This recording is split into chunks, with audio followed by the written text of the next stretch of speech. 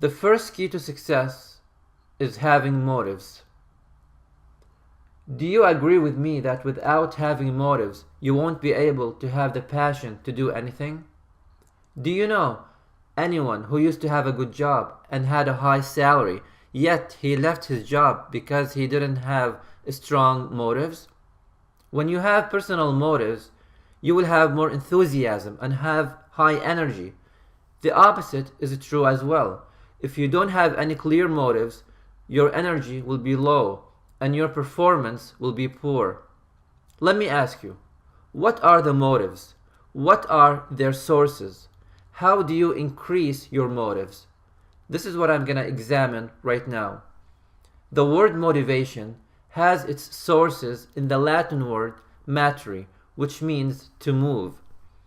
If we want to analyze the word motivation, we find that it contains two words, motive plus action, motivation.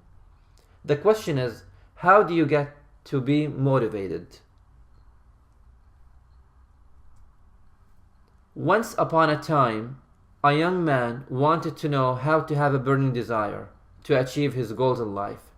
So he went to China to ask a wise Chinese man how to have a strong and burning desire.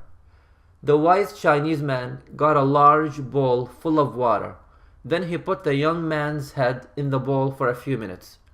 The young man started slowly to get his head outside of the water, but didn't succeed. After a few minutes, the young man shoved the wise Chinese man off and got his head out of the bowl that is filled with water. Then he asked, "What were you trying to do?" The wise Chinese man replied, "What did you learn from this experience?" The young man said, "Nothing."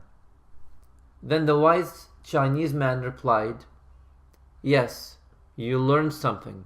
At first, when you tried to get your head out of the bowl, you weren't successful because your desire was not strong enough.